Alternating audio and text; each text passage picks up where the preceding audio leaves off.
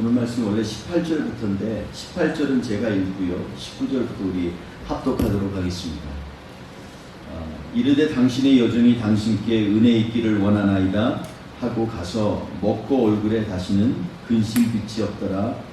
같이 읽겠습니다. 그들이 아침에 일찍이 일어나 여호와 앞에 경배하고 돌아가 라마의 자기 집에 이르니라. 엘가나가 그의 아내 한나와 동침함에 여호와께서 그를 생각하신지라. 한나가 임신하고 때가 이름에 아들을 낳아 사무엘이라 이름하였으니 이는 내가 여호와께 그를 구하였다 함이더라. 그 사람 엘가나와 그의 온 집이 여호와께 매년제와 소원제를 드리러 올라갈 때에 오직 한나는 올라가지 아니하고 그의 남편에게 이르되 아이를 젖대거든 내가 그를 데리고 가서 여호와 앞에 뵙게 하고 거기에 영원히 있게 하리이다 하니 그의 남편 엘가나가 그에게 이르되 그대의 소견에 좋은 대로 하여 그를 젖대기까지 기다리라. 오직 여호와께서 그의 말씀대로 이루시기를 원하노라 하니라. 이에 그 여자가 그의 아들을 양육하며 그가 젖대기까지 기다리다가 젖을 뗀 후에 그를 데리고 올라갈새 수소 3마리와 밀가루 1에바와 포도주 1가죽부대를 가지고 실로 여호와의 집에 나아갔는데 아이가 어리더라. 그들이 수소를 잡고 아이를 데리고 엘리에게 가서 한나가 이르되 내 주여 당신의 사심으로 맹세하나이다. 나는 여기서 매주 당신 곁에 서서 여호와께 기도하던 여자라. 이 아이를 위하여 내가 기도하였더니 내가 구하여 기도한 바를 여호와께서 내게 허락하신지라. 그러므로 나도 그를 여호와께 드리되 그의 평생을 여호와께 드리나이다 하고 그가 거기서 여호와께 경배하니라. 아멘. 오늘 말씀 가운데서 우리가 응답 가운데 응답하기라는 제목으로 하나님의 말씀을 나누도록 하겠습니다. 우리가 오늘 말씀 가운데서 하나님께서 주시는 응답이 삶에서 직접 경험되어지는 놀라운 축복이 우리 모두에게 있기를 간절히 주의 이름으로 축원드립니다. 세상을 살다 보면요, 우리가 하지 못하는 것, 할 수 없는 것들이 참 많이 있습니다. 그래서 우리는 아마 하나님 앞에 더욱더 응답을 구하고 간구하는 것일지도 모르겠습니다. 요즘 들어서 우리가 하나님의 말씀을 묵상하면서 세상을 바라볼 때 세상 사람들이 갖고 있는 질문들이 참 많이 있습니다.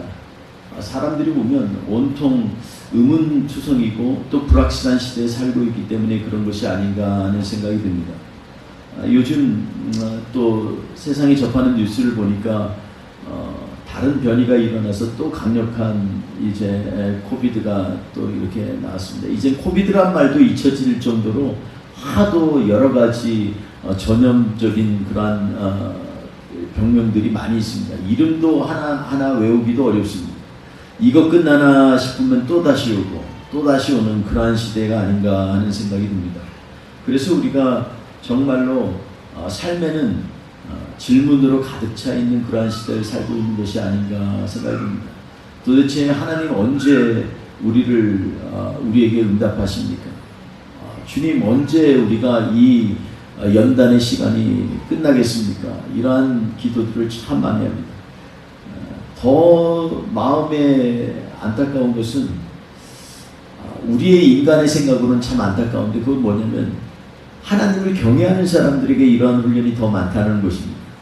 좀 하나님을 경외하는 사람들에게는 이런 어려움들이 좀 피해가면 좋은데 꼭 그냥 아주 맞춤형으로 이렇게 연단이 우리에게 오는 것을 보게 됩니다. 아주 그냥 나에게 꼭 필요한 것들, 그러나 그것이 나에겐 너무너무 고통스러운 것들.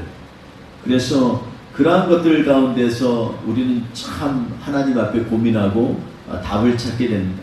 마찬가지로 세상 사람들도 교회에 대한 질문이 많이 있습니다. 교회는 지금 뭐 하고 있습니까? 라는 질문을 요즘 들어서 더 많이 우리는 듣고 있습니다. 예수 믿는 것에 대해서 부끄러울 정도로 교회는 참 무력할 때가 많이 있습니다. 그런데 교회가 세상에 답을 주어야 하는데 대답을 하지 못하는 경우가 종종 있는 것 같습니다. 대답을 안 할 때도 있고 할 말이 없을 때도 있습니다.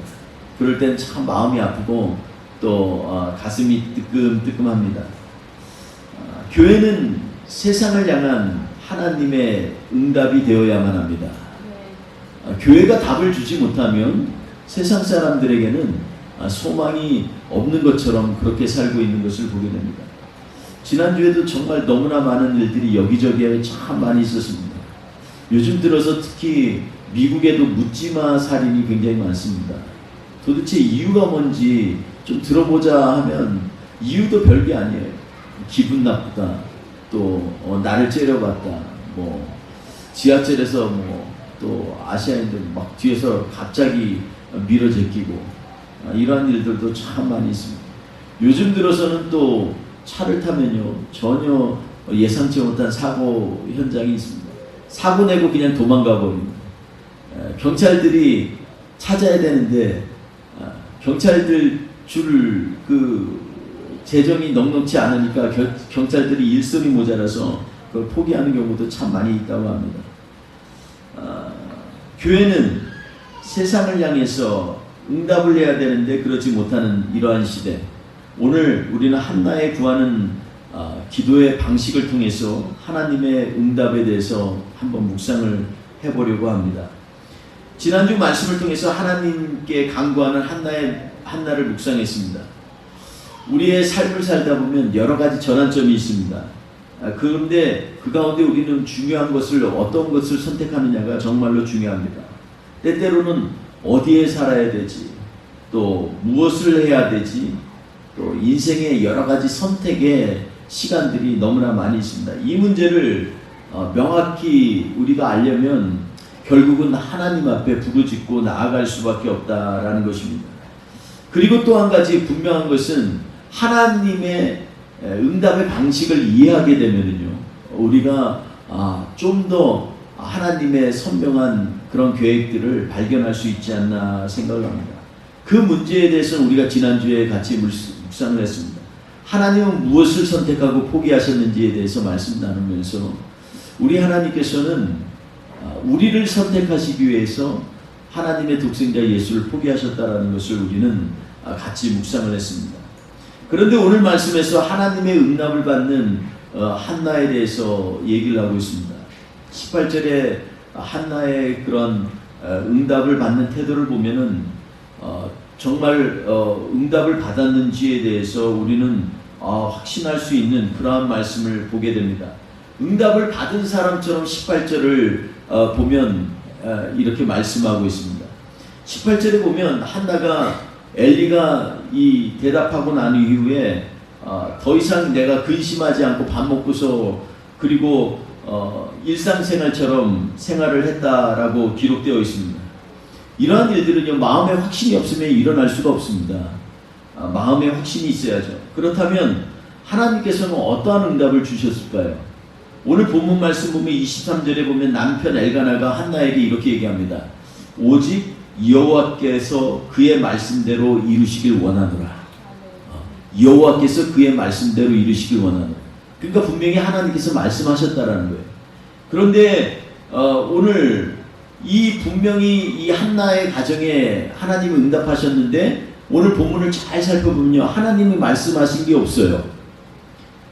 그리고 지난주 묵상한 1절에서 18절 말씀 가운데도 하나님께서 이 한나의 기도를 들으셨다고 말씀하신 게 없어요.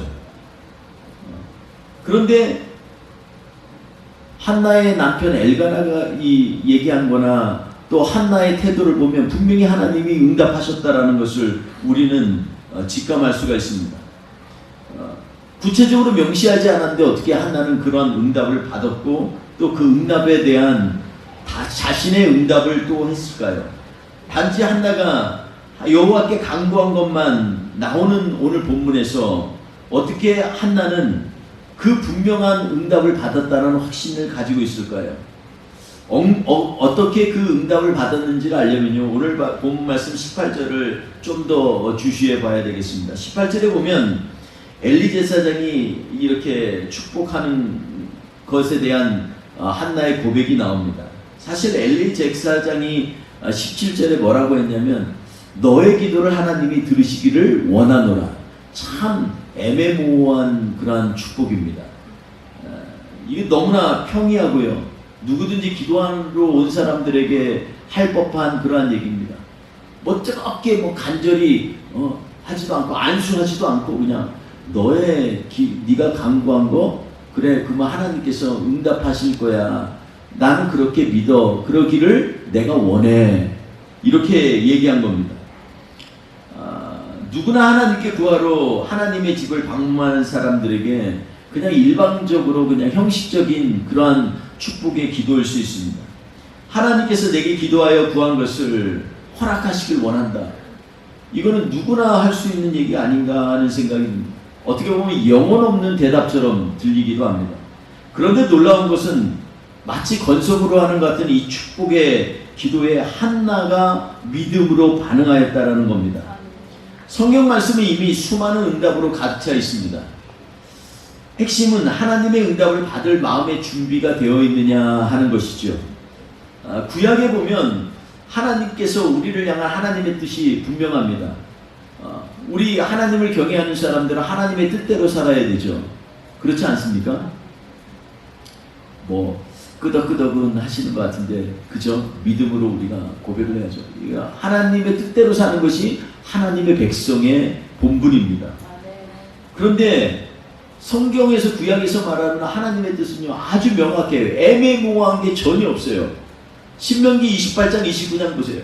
하라 하지 말아라. 내가 복받을 일은 이런 것이 복받을 거고 저주받을 일은 이런 것이 저주받는다. 주님 분명히 말씀하셨어요. 구약 성경에 한마디로 얘기하면 뭐냐면 하나님의 백성은 거룩한 백성이 되어야 된다. 이 얘기를 하는 것입니다. 그러려면 주님을 좀 알아야 된다라는 거예요. 주님을 알지 못하는데 어떻게 거룩함을 따라가겠냐라는 것을 얘기하고 있습니다. 그러려면 힘써서 주님을 알으라. 이게 이 선지자서의 소선지자에서의 계속 나오는 얘기의 핵심이 바로 이겁니다. 하나님을 힘써 알으라 라는 것이에요. 하나님을 알면 너희를 향한 하나님의 계획이 보이고 하나님의 계획이 보이면 그 가운데 주님이 주시는 응답을 우리가 간구할 수가 있고 그 응답을 받을 수가 있다라는 것입니다. 그리고 호세아서에 보면 하나님을 힘써 알라고 하면서 엉뚱한 얘기를 합니다. 그러니까 너희는 너희 마음밭을 기경하라 이렇게 얘기합니다. 하나님을 아는 게 내 마음하고 무슨 상관이 있을까요? 마음이 없는 하나님을 아는 것은요 머리로 아는 것일 뿐이에요. 근데 마음으로 하나님을 깨닫게 되면요 야 하나님의 계획이 그것이었어? 이런 생각을 하는 겁니다. 제가 인도에 있을 때 한 정말 하나님이 정말 사랑하는 그런 형제가 있었어요. 이 단기 선교사로 온 형제였어요.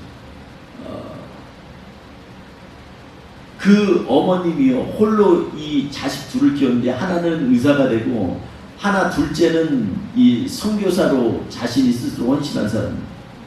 근데 어느 날 갑자기 저한테 연락이 왔어요. 제가 그때 그 당시에 그 지역에 목회를 하고 있었기 때문에 그 단체 선교사님 책임자인 선교사님이 연락이 왔어요. 목사님, 저희 단기 선교사로 온 한 형제가 가는데 옆에서 차가 쳐가지고 그 오토바이를 옆으로 밀렸는데 넘어지면서 갈뼈가 부러져서 폐가 다쳐가지고 죽었습니다. 라는 거예요. 너무 당황해서 그 선교사님도 뭘 어떻게 할지를 모르더라고요. 그래서 그때 정말 뭘 어떻게 해야 될지 모르겠어요. 하나님 앞에 헌신한 선교사가 단기 선교사가 그래서 정말 이거는 어떻게 말씀을 전하고 어떻게 도대체 얘기를 해야 되지? 답답했습니다. 하나님 앞에 자신의 삶을 드리려고 젊을 때 주님 앞에 헌신한 신학생인 선교사가 하나님 앞에서 살겠다고 몸부림치는 그 젊은 형제가 갑자기 교통사고로 그렇게 죽은 그 시체를 갔고요. 인도는 또 부패가 많이 돼요. 쉽게 부패가 되고 그래서 오랫동안 놔두지도 못해요. 그래서 막막했습니다. 도대체 하나님의 뜻이 무엇이지? 갑자기 왜 이런 일이 일어났지? 근데요, 서로 그 일을 놓고서 다 모였어요. 관계되는 사람들이 다 모였어요. 미국 선교사님부터 시작해서 거기에 인도 선교사 책임자까지 다 모였어요. 다 모여서 그 형제를 생각했던 것들을 다 고백하기 시작했어요. 한 가지 한 가지 고백하기 시작했어요. 근데 그 얘기 전에 한 달 전에 어떤 일이 있었냐면 하나님 앞에 자신을 드리는 기도가 있었는데 그때 이 형제는 자기 파스포트를 하나님 앞에 드렸어요. 저는 인도로 부르심을 받았기 때문에 난 인도에 내가 나의 파스포트를 드립니다. 그 전엔 몰랐어요. 왜 그랬는지. 그리고 제가 해피님은 그 젊은 형제한테 중고등부 부흥회를 부탁을 했어요. 그것도 신학교에서. 그것도 한 달 조금 전에였어요. 와가지고서 말씀을 전하는데 완전히 뒤집어졌어요.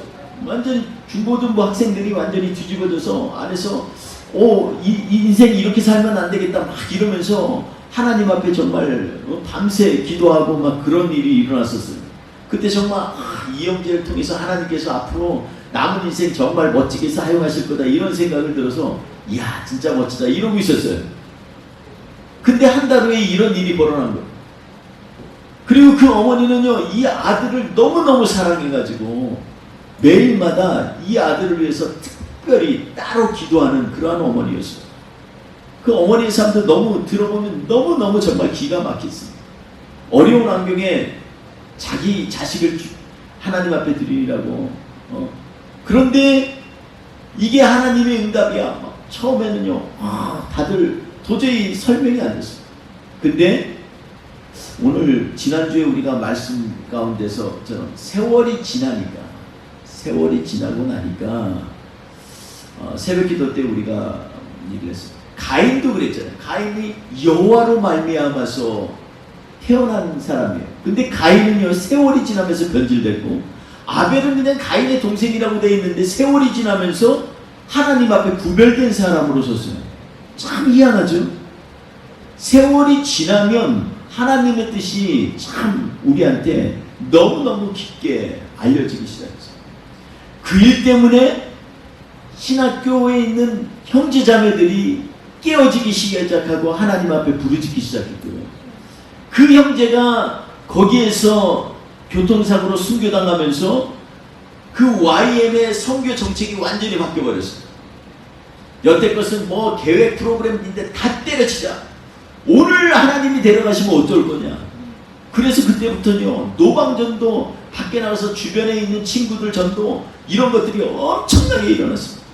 한인교회에도요 엄청난 바람이 불었어요. 우리가 이대로 있으면 안 되겠다. 선교사들을 더 살펴봐야겠다. 뭐 이래서 성도님들이요 굉장히 선교에 대한 도전을 주셨어요. 그리고 어느 순간 시간이 지나고 몇 년 후에 그 형이 연락이 왔어요. 의사인 형이 연락이 왔어요. 그래서 나 의사 선생님이어서 나는 또 연락이 와서 뭐 혹시 나 건강 진단 해주려고 하나 이러고 한국에 왔으니까 이제 연락을 했나 했더니 나보러 얘기를 하면서 선교사님 저 신학교 들어갔어요. 아니 예전에 저야 한번 그랬거든요. 제가 치과 치료를 받으러 갔는데 그 선교사들 치과 치료 받는다고 해서 근데 치과 선생님이 내 오른쪽에다 마취를 시켜놓고 치료를 하기 전에 선교사님 제가 상담할 게 있습니다. 아니 입 벌리고 있는데 무슨 상담을 해. 그러면서 하는 말이 심각하게 자기가 목회의 길을 가야겠다. 그래서 내가 그러지 마세요. 선교사 하지 마세요. 그냥 선교사 하지 말고 요즘에는 선교사가 들어가는 것보다 선교사 아닌 사람이 들어가는 데가 더 많습니다. 이렇게 전문직을 가졌는데 왜 신학교를 가요? 그러지 마세요. 신학교 한 사람들 별로 도움이 안 됩니다. 저 보세요. 별로 도움이 안 되잖아요. 막 이러면서 설득을 그렇게 했어요. 그리고 1년 후에 제 설득이 잘 됐지 하고 갔는데 신학교 갔어요. 이분도 의사인데 다시 신학을 했어요. 그리고서 지금 어디 있는 줄 아세요? 얼마 전에, 몇 년 전에 또 연락이 왔어요. 가끔 잊을만 하면 연락이 왔어요. 연락 와서 하지만, 선교사님, 저 인도 선교사로 들어갑니다. 제가 그랬어요. 아, 미쳤구나. 속으로. 미쳤구나. 이 집은 완전히 단단히 미쳤다. 첫째로 예수에 미쳤고, 그리고 하나님의 부르심에 대해서 미쳐있는 집안이다. 그런 생각을 했습니다. 사랑하는 성도 여러분, 오늘 우리는 한나의 기도를 통해서 다시 한번 우리가 갖고 있는 응답이 어디에서 오는 것인지를 우리는 다시 한번 점검해 봐야 될 줄 압니다. 하나님은요, 우리의 향한 뜻은 정말 명확합니다. 우리의 인생 가운데서 하나님의 거룩함이 회복되어지라는 것입니다. 아멘. 하나님의 거룩함에 반응하여 거룩한 삶을 살아가는 것입니다. 이 큰 응답 가운데서 우리의 삶을 바라봐야 됩니다. 그러려면 하나님을 힘써 알아야 되고, 그러려면 하나님을 알려면 마음이 뒤집어져야 돼요. 여태껏 있었던 그런 마음이 아니라 하나님이 원하시는 마음을 다시 한번 점검해 봐야 됩니다. 여러분, 출애굽기 3장에 보면요, 모세가요 양치기로서 한 40년을 갔다가 미디안 광야에서 양을 쳤어요. 그러다가 이제 양치는 지경이 넓어져 가지고 미디안 그 중간에 가면 호렙산이 있는데, 호렙산에 갔어요. 갔더니 가시덩굴이 불이 붙어있는 거예요. 그래서 이상하다, 불이 붙었는데 왜 저게 타질 않지? 그래가지고 내가 이 기이한 광경을 보리라 그러면서 출애굽기 3장에 모세가 갓저에 갔어요. 그랬더니 하나님께서 부르셨어요. 모세야, 모세. 그랬더니 내가 여기 있나이다. 누군지도 몰라요. 내가 여기 있나이다. 부르시니까 갑자기 어디서 온 음성인지 모르고. 그랬더니 하나님이 말씀이 있고요. 이 땅은 거룩한 곳이니 내 신발을 벗으라. 여러분, 신발을 벗으라는 것입니다. 근데 하나님의 응답이 왜 난데없이 신발을 벗으라고 했을까요? 여러분, 신발 벗는다고 해서 발이 깨끗해집니까? 제 생각에는 샌들 벗으면 더 냄새 날 거요. 그 미디안 번지 구덩이에 있는 사람이 근데 왜 신발을 벗으라고 했을까요? 신발은요, 우리의 길을 의미하는 거예요. 우리가 걷는 길을 얘기하는 거예요. 그러니까 주권을 하나님 앞에 내려놓으라는 것입니다. 하나님의 응답이 선명해지려면요, 내 것을 내려놔야 보이기 시작하는 것입니다. 내가 하고 싶은 일, 내가 원하는 것이 아니라 하나님이 원하시는 일을 볼 수 있도록 나를 내려놓고 그때서부터 주님을 바라보라는 것입니다. 하나님 앞에서 신 벗는다고 거룩해지나요? 그게 아니라는 거죠. 분명한 것은 하나님은 신을 벗으라는 것입니다.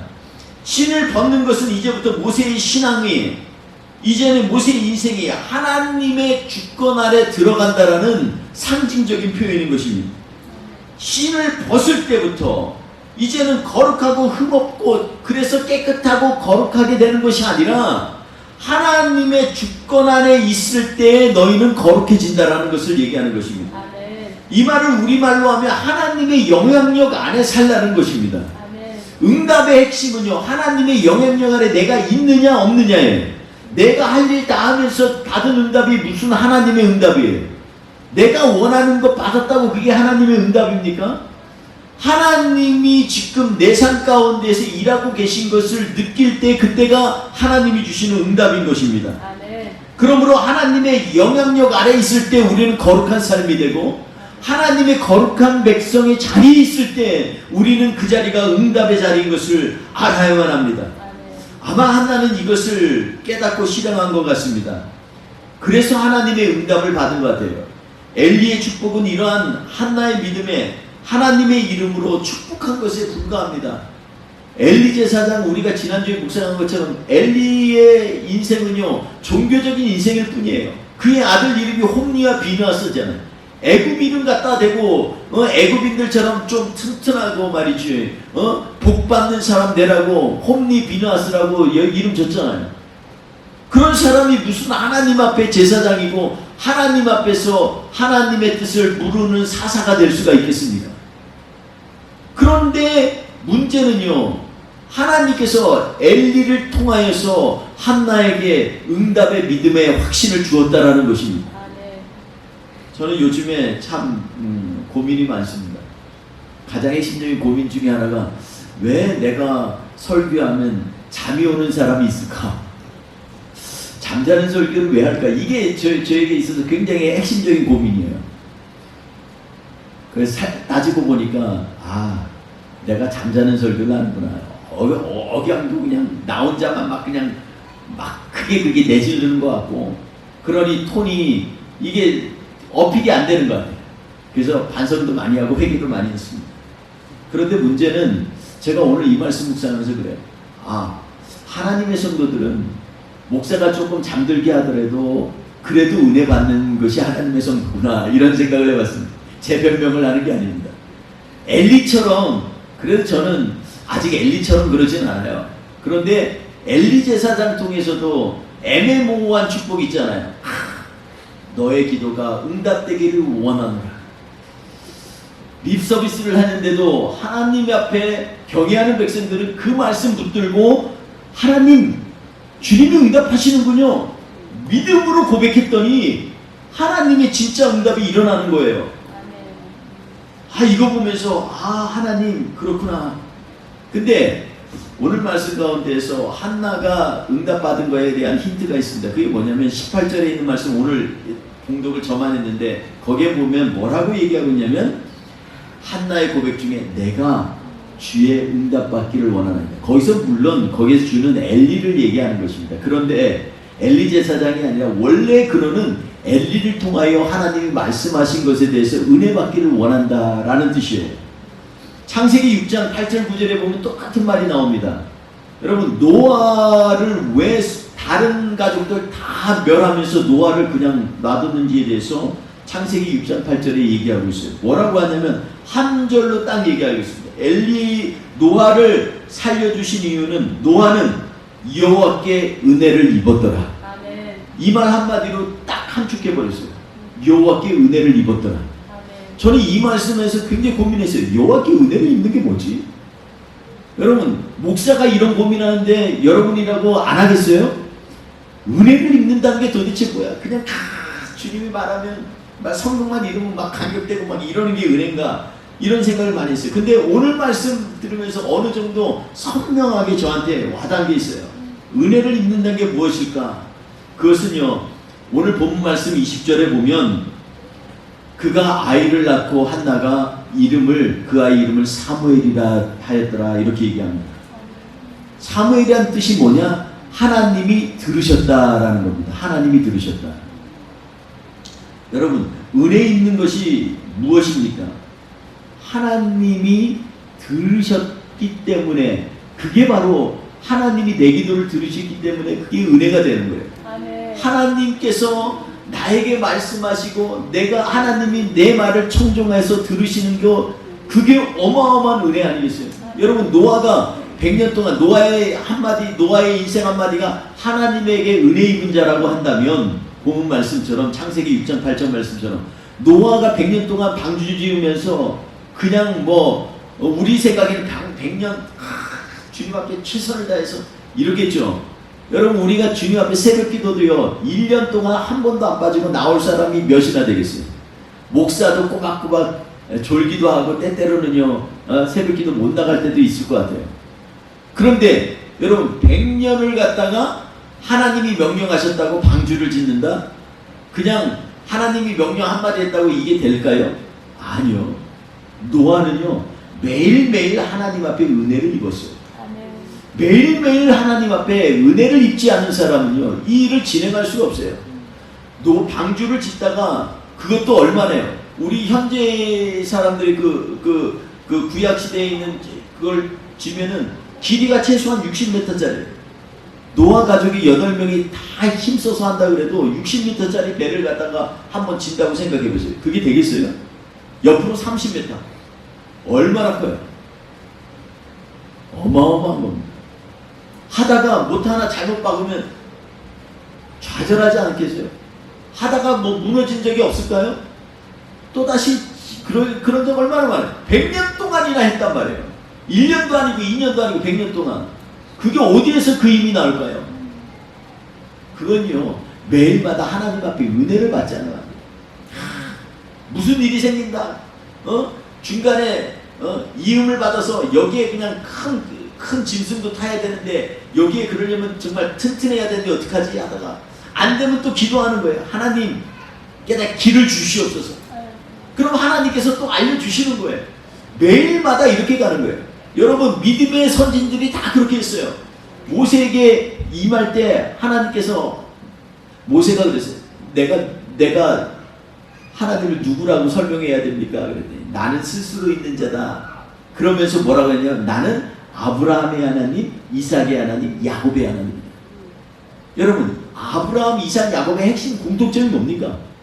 셋 다요 응답이 있는 사람들이에요. 응답이 있는 사람이에요. 아브라함 보세요. 갈 바를 알지 못하는데 매일마다 응답 받으면서 그 길을 찾아간 거예요. 가고 났더니 자기 아버지가 가려고 했던 가나안인 것 뿐이지 갈 바를 알지 못하고 간 거예요. 우리 인생은 그런 겁니다. 우리가 뭐 얼마나 살겠습니까? 우리 인생이 얼마나 남겠습니까? 저도 옛날에는요 한창 이게 뭐 죽음 같은 거 걱정 안 했어요. 지난주에 제가 우리 동네 교제하는 목사님 한 분이 소천하셨어요. 그분이 저보다 한 두어 살 많아. 요번에 이제 환갑인데 아직 우리나라 나이로 환갑이 얼마나 젊어요. 근데 갑자기 뭐 소화가 안 된다 그러더니 병원에 가서 예약을 했는데 예약하는데 한 2달 걸렸어. 가서 진단하고 진단 받는데 또 2달 걸렸어. 그동안에 의사가 그러더라고. 사실 우리 시스템이 잘 돼 있었으면 한 간에 5cm 정도 있을 때 그때 해결할 텐데 이미 15cm가 됐습니다. 그래서 암이 15cm로 길어졌다. 그래서 손도 못 쓰고 그냥 포기하고 그냥 주님 나라 갔어요. 그분이 얼마나 철저하게 체력을 단련하고 준비했는지 몰라요. 그분 보면서 정말 하나님 앞에 참 준비되고 기도도 얼마나 하는지 몰라요. 근데 도대체 왜 데려갔을까? 지금 월요일날 내일 장례식인데 마음이 어제도 계속 맴 도는 거예요. 우리의 인생이라는 게 정말 얼마나 오래 갈까요? 아무도 모릅니다. 기양이 살 거면 우리가 응답받는 인생 살아야 되지 않겠습니까? 짧은 인생인데 뭐 유혹에 넘어지고 내가 연약해서 넘어지고 갈 바를 알지 못해서 넘어지고 하나님 앞에서 응답받으려면요 우리는 하나님의 은혜를 입어야 된다라는 것입니다. 자, 결론을 맺겠습니다. 우리 2가지만 이 시간에 응답받은 사람의 특징을 좀 묵상하고 선포했으면 좋겠습니다. 첫째, 응답받은 사람의 특징은요, 한나가 18절 이후에 19절에서 28절 말씀 보니까 처음과 끝에 뭐가 있어요? 하나님 앞에 경배하였더라. 응답받은 사람의 특징은요, 경배의 자리를 떠나지 않습니다. 하나님의 응답받은 사람들은요, 경배가 나올 수밖에 없어요. 나에게 응답받은, 이게 선명하게 응답으로 다가오니까 하나님, 나에게 이러한 일들이 일어나다니요. 정말 놀라운. 그래서 하나님 앞에 경배의 자리에 쓴다라는 것입니다. 이제 응답받은 한나의 삶이 경배로 시작해서 경배로 끝나는 것을 볼 수 있습니다. 다른 사람들처럼 먹고 마시고 집에 갔다라고 설명이 되어 있어요. 그런데 똑같이 생활하는 것 같은데 차이가 있어요. 뭐냐면 삶의 자리에서 경배의 자리로 나아갔다는 것입니다. 내 삶 가운데 하나님 앞에 찬양이 있고 예배가 있고 그러한 자리로 나아갔다는 게 다른 것입니다. 하나님이 이 차이를 아주 크게 보십니다. 왜냐하면 응답받는다라는 것은 하나님의 거룩한 백성인 것을 하나님이 인정하시는 것이고, 그리고 그 응답으로 말미암아 우리의 삶이 주님께로 더 가까이 다가가기 때문에 그렇습니다. 그러니 우리는 응답의 자리에 들어가야만 합니다. 두 번째로, 응답은요, 삶에서 서원하면서 응답하는 것이 아니라 하나님 앞에 응답을 받았으면 응답이 이루어진 것처럼 살아야만 합니다. 여기 보니까 한나가 뭐라 하냐면 매년제와 서원제가 있다. 매년마다 드리는, 절기 때마다 드리는 제사를 드리러 실로에 가는 것과 하나님 앞에 서원한 것을 위해서, 서원하기 위해서 가는 서원제를 가는데, 남편 엘가나는 갔어요. 가족들 데리고. 그런데 한나는 집에 머물렀습니다. 아기를 낳고 나서, 사무엘이라고 이름 붙이고 나서, 그리고 집에서 머물면서 뭐라 그랬냐면, 젖되기까지 기다렸다가 내가 하나님 앞에 언약한 대로 평생에 하나님 앞에 드리겠다. 1년 2년 아닙니다. 평생에. 그러니까 젖대고 나서 내가 보내겠다는 거예요. 아무리 길어봤자 3, 4년 아니겠습니까? 3, 4년 내리고 나머지 하나님 앞에 드리겠다는 거예요. 여러분, 응답받은 자는요, 응답을 받기 위해서 하나님 앞에 부르짖은 그 약속들을 갖다가 실행해 나가야 됩니다. 제가 아는 많은 사람들이요, 하나님 앞에 응답받았는데 응답에 대해서 받으면 다른 이유들을 대는 경우가 참 많이 있어요. 하나님께서 가정을 회복시켜 주셨는데 그 다음에는 하나님 잠시만요, 응답이 여기까지가 응답인가요? 그게 아니고 이제는 좀 우리가 좀 물질적으로도 좀 넉넉해야 되지 않겠습니까?